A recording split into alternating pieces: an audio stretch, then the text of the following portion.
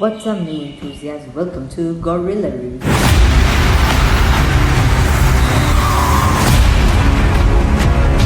I was in my room recording. Anyways, the film was produced by 20th Century Fox and was released on 16th December 2022. The total budget cost around $463 million, making it one of the most expensive films on the world. It took 13 years, anyways, as I said before. The film revolves on the life of Jake and Neytiri, who have started their own family, and again the same threat which we saw in the first film release, that was Quaritch here. This time he was an avatar, which was so shocking at the exact same time very funny, because the person who hated avatars is now an avatar. I was like laughing on how the tables have turned.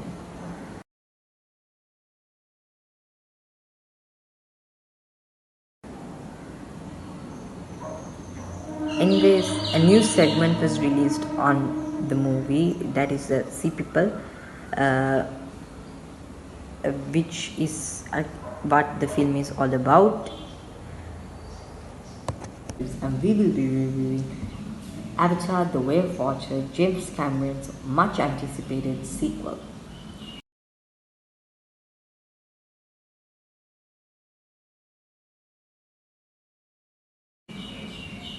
Honestly, I never thought a second film would arrive, because 13 freaking years. But anyways, it was sort of disappointing because of the time taken, and the film wasn't what we exactly call interesting. So anyways, let's get our avatars ready and head to Pandora. You're on Pandora, ladies and gentlemen. Respect that fact. Honestly, the acting was perfect. The chemistry between the characters, especially Neytiri and Jake, portrayed by Sam and Saldana, was just perfect. They brought out what the script was trying to tell, even into a deeper meaning sort of thing. James Cameron, of course, ruled our emotions at every single film, especially the Titanic, which I will be reviewing in my future videos. He brought out anger, sadness, and everything together. One of my favorite scenes of the film was a battle. It was thrilling, at the same time it had a lot of action, and the sounds were just mind.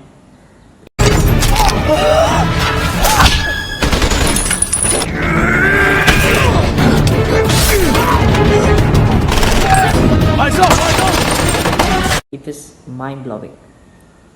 I couldn't explain it in the video, of course. I had to go through scripts like 5 times. Anyways, I remember when I was watching it in the cinema, like 4 to 3 seats away, there was this kid who started crying after seeing that and bringing in a tantrum. I was cursing that kid, but I guess it was because of the thrilliness of the film. Anyways, the second thing I like of the film was how it was shot and the CGI. Because the film was set in an ocean, basically, they had to bring out an ocean.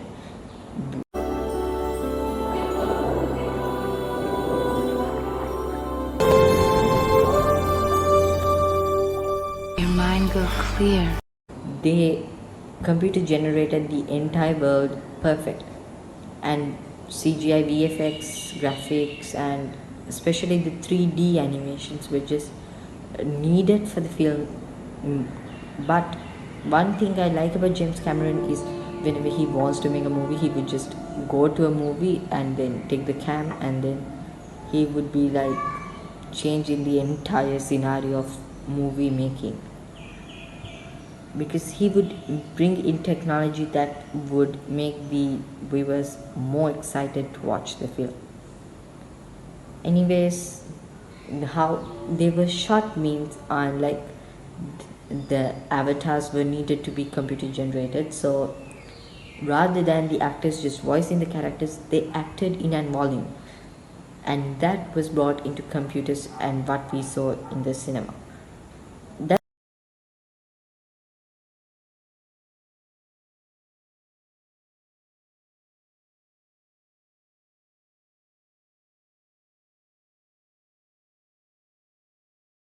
That was actually admirable, right? Anyways, that's my second point. And thirdly, it was the storyline was just simple. It was easy to understand and just the threats they were facing, and mostly it had a very deeper meaning in it. That's what I liked about the film. Secondly, James Cameron kept his storyline quite simple. It was just the same thing that repeated throughout the film. 3 hours, the same things. The threats of the humans and also love, family, protect the family, don't betray your family. That's all what James Cameron brought out from the film, which could. But I know one thing. Wherever we go, this family is our fortress. Make it more emotional and also at the same time relatable. And another thing was love and bonding with everything in the nature, especially with the Paya Khan and Loak. That was a very emotional scene for the film.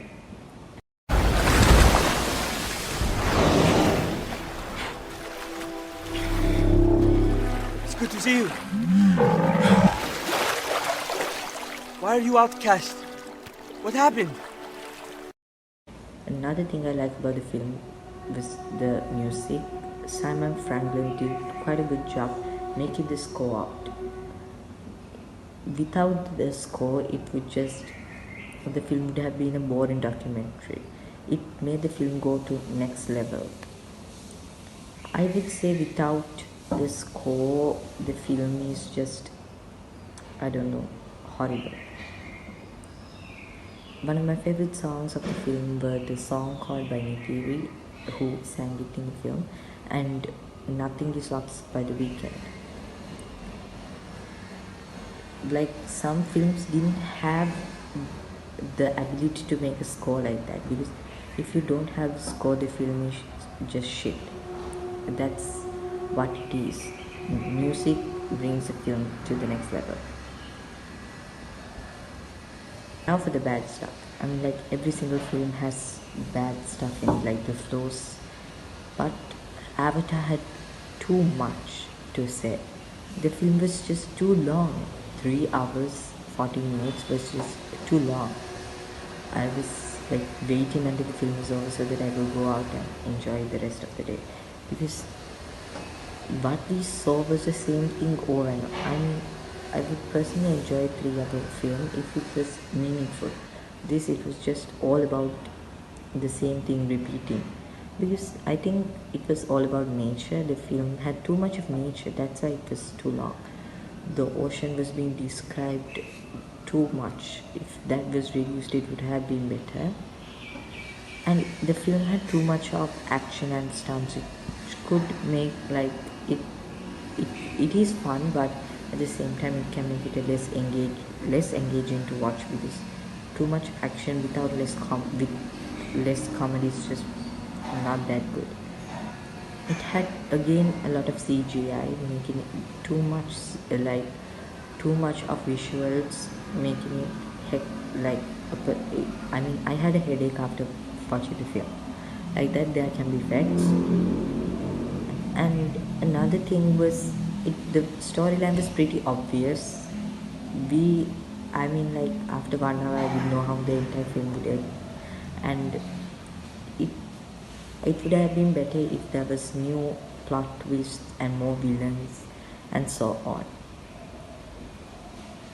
I don't really guess saw this in the film, but I felt like Loak and Jake were somewhat same sort of characters, because Jake had Lenaprix.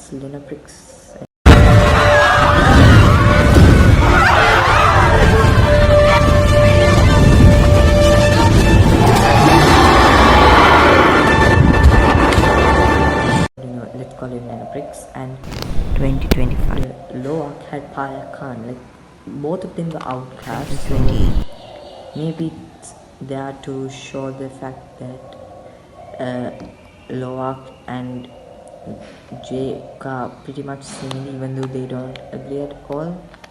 Or it may be just a coincidence. Pretty sure it's not a coincidence. And another thing is that Blow Up is actually one of the main characters to be thought of. Like, he is the reason one of the film was more exciting, right? And I think he has attitudes that is similar to me, because I was like, I never did what my parents told me as well. So I think Loa and I have similar attitudes.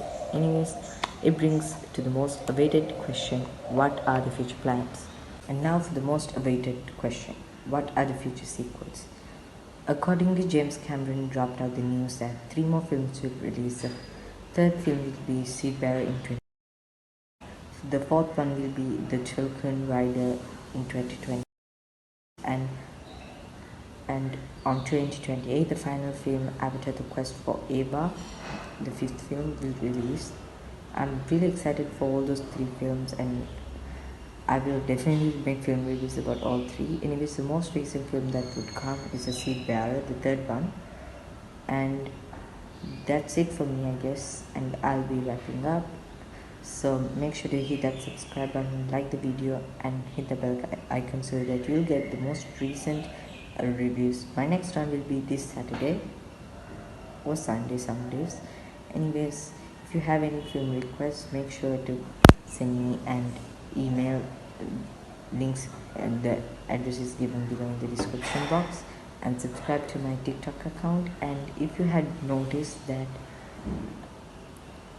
in my first half of the video I did have this stuff here, but now I do, and I'll be keeping them for my future videos. I just wanted to surprise you guys. So thank you. Bye.